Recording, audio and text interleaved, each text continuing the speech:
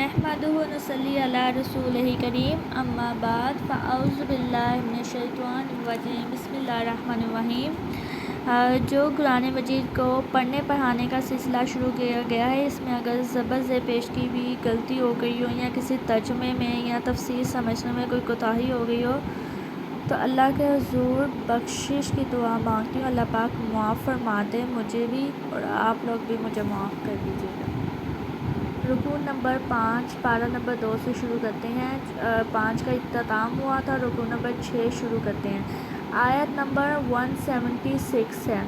اعوذ باللہ من الشیطان الرجیم بسم اللہ الرحمن الرحیم۔ شروع اللہ کے نام سے جو بڑا مہربان نہایت رحم کرنے والا ہے۔ لیس البر ان تولوا وجوہکم قبل المشرق والمغرب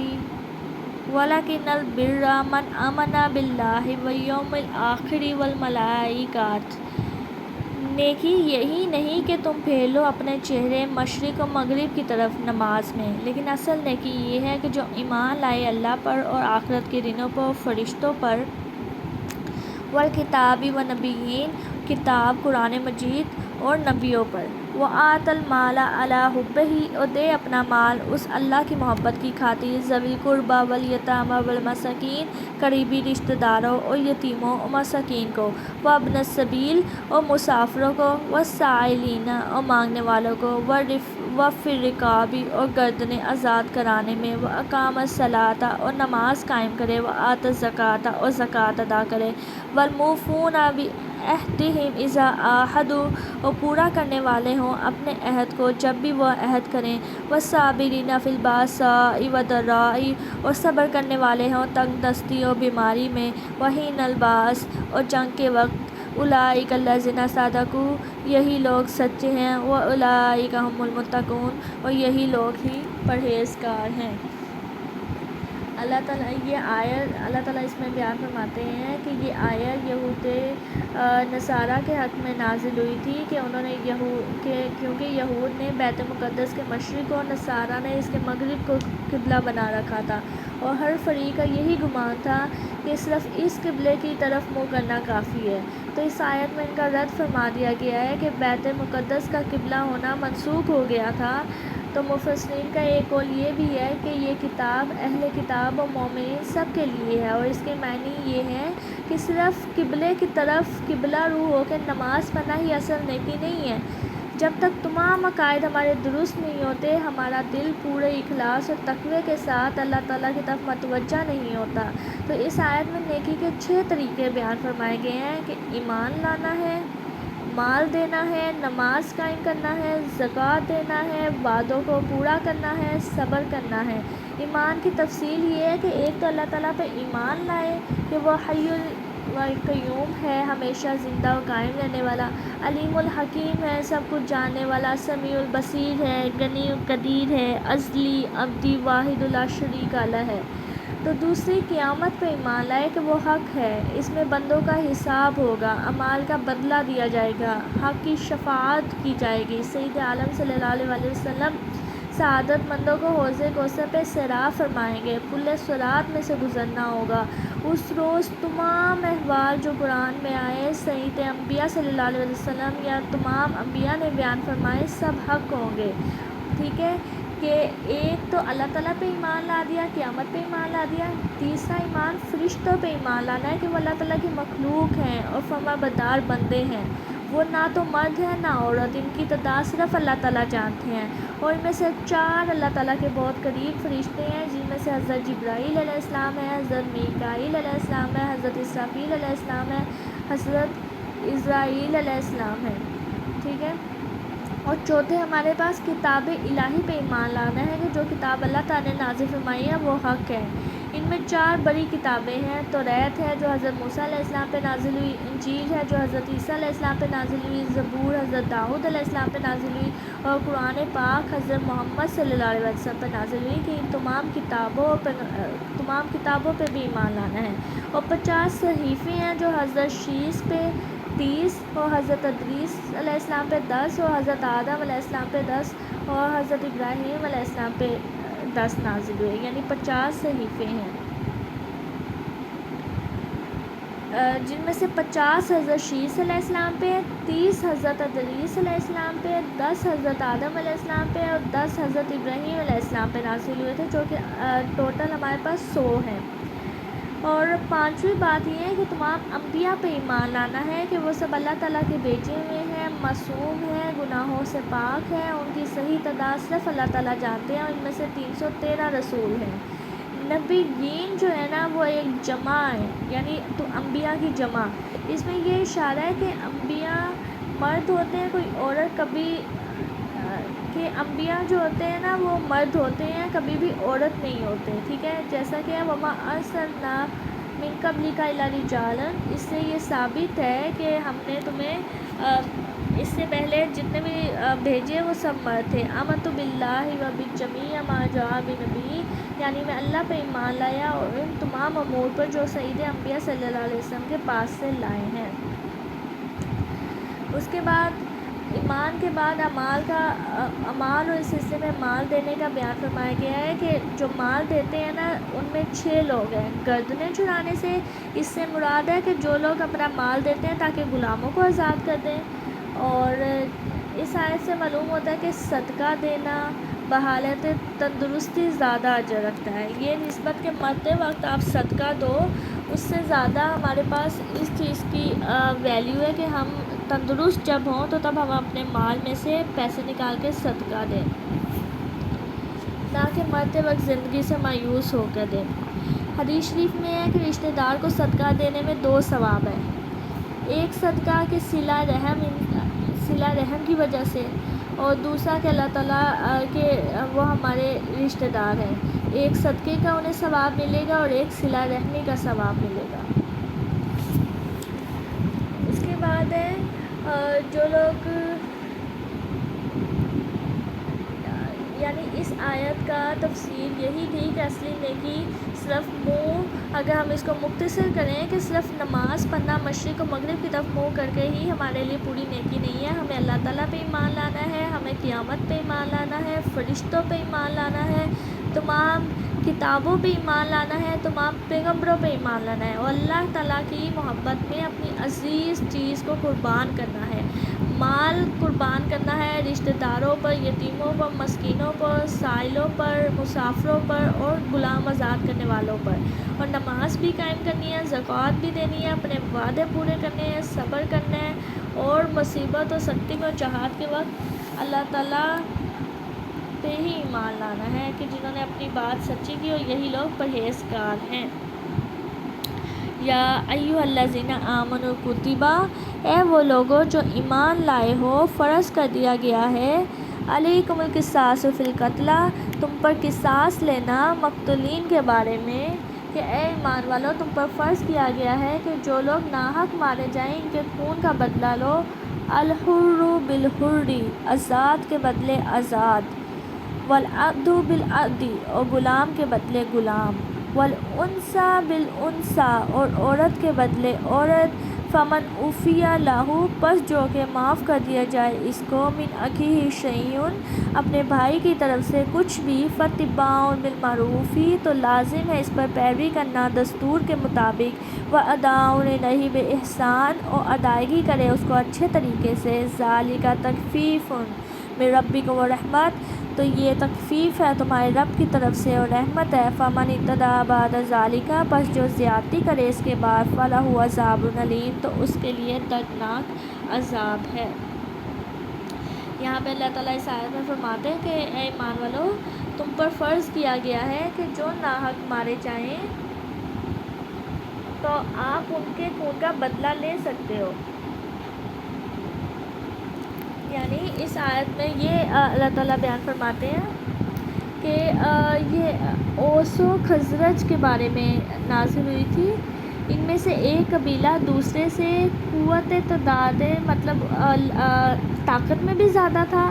مال میں بھی زیادہ تھا، اس نے قسم کھائی تھی کہ وہ اپنے غلام کے بدلے دوسرے قبیلے کے آزاد کو، اور عورت کے بدلے مرد کو، اور ایک کے بدلے 2 کو قتل کرے گا۔ تو زمانہ جاہلیت میں لوگ اس قسم کی عادی تھے، کہ جو لوگ طاقتور ہوتا تھا اس کی حکمرانی ہوتی تھی، تو اگر دوسرے کمزور طبقے سے کوئی شخص قتل ہو گیا ہے تو جو طاقتور شخص ہوتا تھا وہ کہتا تھا میں ایک کے بدلے 2 کا قتل لوں گا، میں ایک عورت کے بدلے 2 لوں گا، مرد کے بدلے ایک مرد کے بدلے 2 کو قتل کروں گا۔ تو اس طرح کا معاملہ تھا۔ تو یہ معاملہ حضور پاک صلی اللہ علیہ وسلم کی خدمت میں پیش ہوا تو یہ آیت نازل ہوئی تھی اور اس پہ عدل و انصاف کا حکم دیا گیا تھا، تو اس پر وہ لوگ راضی ہوئے، اور قرآن کریم میں قصاص کا مسئلہ کئی آیتوں میں بیان کیا گیا ہے کہ اس آیت میں بھی قصاص و عفو دونوں کے مسئلے ہیں، کہ اللہ تعالیٰ کے اس احسان کا بیان ہے کہ اس نے اپنے بندوں کو قصاص و عفوفین مختار کیا، چاہے وہ قصاص لے لیں یعنی بدلہ، یا معاف کر دیں۔ آیت کے اول میں قصاص کے وجود کا بیان ہے، اس میں ہے کہ تم پر فرض ہے کہ جو ناحق مارے جائیں ان کے خون کا بدلہ لو۔ اس سے ہر قاتل پر قصاص کا وجوب ثابت ہوتا ہے، خواہ اس نے آزاد کو قتل کیا یا غلام کو یا مسلمان کو یا کافر کو یا مرد کو یا عورت کو، کیونکہ جو بھی قتل کیا گیا ان سب کا اسلام میں یہی بدلہ ہے کہ اگر آزاد قتل کیا گیا ہے تو آزاد کا بدلے آزاد ہے، اگر غلام قتل کیا گیا ہے تو غلام کے بدلے غلام ہے، اور اگر عورت قتل کی گئی ہے تو اس کے بدلے عورت ہے۔ اس آیت میں یہی بتایا گیا ہے کہ جو قتل کرے گا وہی قتل کیا جائے گا، خواہ وہ آزاد ہو، غلام مرد ہو یا عورت ہو۔ یا اہل جاہلیت کا یہ طریقہ ظلم تھا جو ان میں رائج تھا کہ آزادوں میں لڑائی ہوتی تو وہ ایک کے بدلے 2 کو قتل کرتے، غلاموں میں لڑائی ہوتی تو بجائے غلام کے آزاد کو مارتے، اور اگر عورتوں میں لڑائی ہوتی تو عورت کے بدلے وہ مرد کو قتل کرتے تھے، اور محض قاتل کے قتل پر اکتفا نہ کرتے، تو اس لیے اس آیت کو منع فرمایا گیا ہے اور کہا گیا ہے کہ تو فمن عفی له من اخیہ شیء، تو جس کے لیے اس کے بھائی کی طرف سے کچھ معافی ہوئی، کہ ایک تو انصاف کا یہ حکم دیا گیا کہ جو مارا ہے نا، جس نے مارا ہے، اگر غلام نے مارا ہے تو غلام کا قتل کیا جائے، اگر عورت نے مارا ہے تو عورت کا قتل کیا جائے، یعنی خون کے بدلے خون ہے، مساوات برابری کا درجہ ہوگا، انصاف ہوگا۔ تو جو اپنے بھائی کی طرف سے کچھ معافی مانگ لے، یعنی جس قاتل کو ولی مقتول یعنی جو قتل ہوا ہے اس کے رشتہ دار قاتل کو معاف کر دیں اور اس کے ذمہ مال کر دیں کہ آپ کچھ پیسے دے دو، تو اس پر اولیاء مقتول تقاضا کرنے میں نیک روش اختیار کریں، اور جس نے قتل کیا ہے وہ خوشی خوشی معاملے میں مطلب سلجھوں کے ساتھ وہ مال ادا کرے۔ اور اس میں صلح کا بتایا گیا ہے کہ اگر صلح ہو جاتی ہے اور خون ریزی سے بندہ بچ جاتا ہے تو مال لے کے اس بات کو رفع دفع کریں۔ ولی مقتول کو اختیار ہے کہ خواہ وہ قاتل کو کچھ مال لیے بغیر معاف کر دیں یا کسی مال پہ صلح کر لے، تو اگر وہ اس پر بھی راضی نہیں ہوتا اور قصاص چاہے تو قصاص ہی فرض رہے گا۔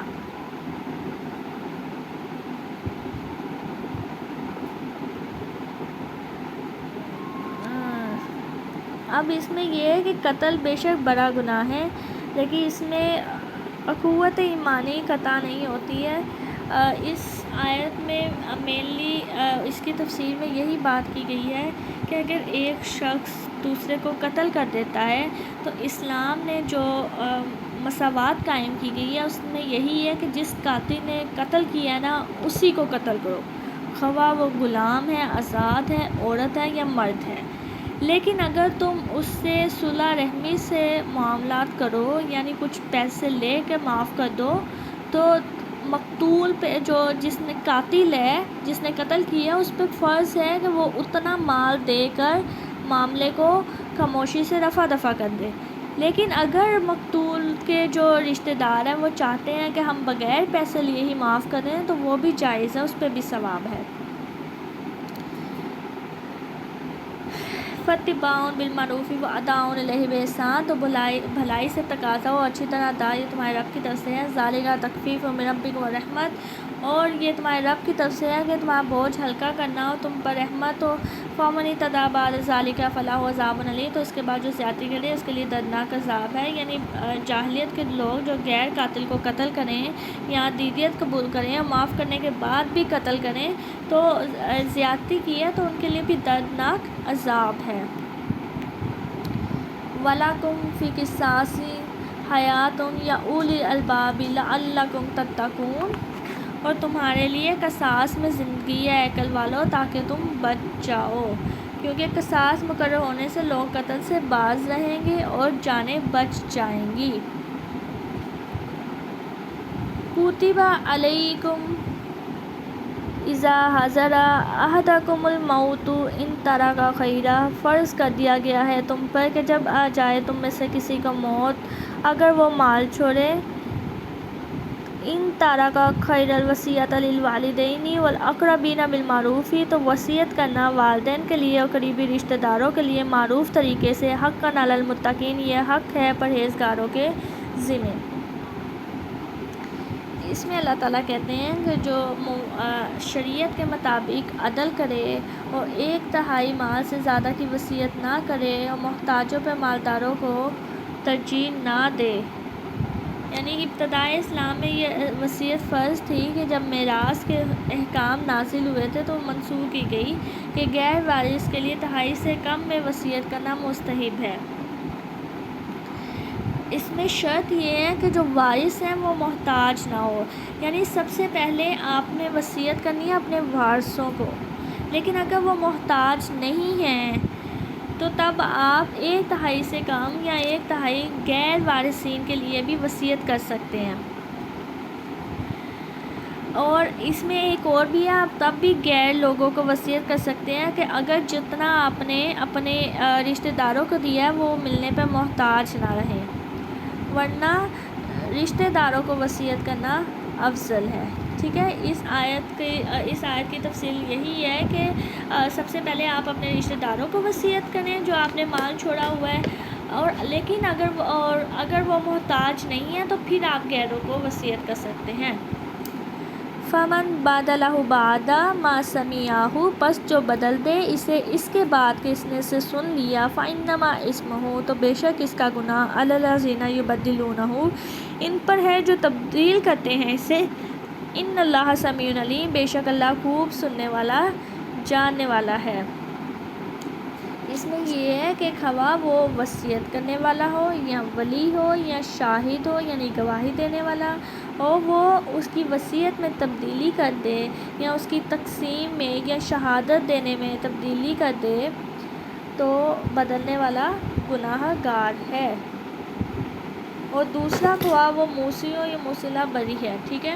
ان اللہ سمیع علیم، بے شک اللہ سننے والا جاننے والا ہے۔ یعنی اب اس میں اللہ تعالیٰ نے یہی بیان فرمایا ہے کہ جو وصیت دے دیتا ہے لیکن جو اس کو بدلتا ہے، چاہے وہ گواہی دینے والا ہے یا وصیت لکھنے والا ہے، سننے والا ہے، تو جو بدلے گا اس کا گناہ اس پہ ہے، لیکن جو عتقی والے ہیں وہ گناہ سے بری ہیں۔ فمن خاف من موصی، پس جو ڈرے وصیت کرنے والے سے، جانفاً او اثما فاصلح، طرفداری یا کسی گناہ سے، تو پھر وہ اصلاح کرا دے، بینہم فلا اثم علیہ، ان کے درمیان تو کوئی گناہ نہیں اس پر، ان اللہ غفور رحیم، بے شک اللہ بخشنے والا مہربان ہے۔ بھی اب اللہ تعالیٰ بیان فرما رہے ہیں کہ کسی ایک نے عدلہ بدلی کر لی، تو اب جو وصیت کرنے والا ہے یا کوئی اور ہے ارد گرد میں سے، تو وہ کچھ دیکھتا ہے کہ اس نے بے انصافی کی ہے، یہ گناہ کیا ہے، تو وہ ان میں صلح کرا سکتا ہے، تو اس میں کوئی گناہ نہیں ہے۔ اس کے معنی میں یہی ہے کہ ناانصافی یا ناحق کا اندیشہ ہو تو وہ وارثوں میں اسلام کے مطابق صلح کرا دے تو گناہ گار نہیں ہوگا، کیونکہ اس نے حق کی حمایت کی ہے، جھوٹ کو بدلا ہے۔ اور پھر اس کی ایک اور تفصیل یہ بھی ہے کہ وہ شخص جو وقت وصیت دیکھے کہ جو وصیت کرنے والا ہے وہ حق سے تجاوز کر رہا ہے اور اسلام کے خلاف طریقہ اختیار کرتا ہے، تو اس کو روک دے اور حق انصاف کا حکم دے، تو اس پہ کوئی گناہ نہیں ہے، کیونکہ بے شک اللہ تعالیٰ بخشنے والا مہربان ہے۔ صدق اللہ العظیم۔ یہاں پہ ہمارا رکوع نمبر 6 مکمل ہوتا ہے۔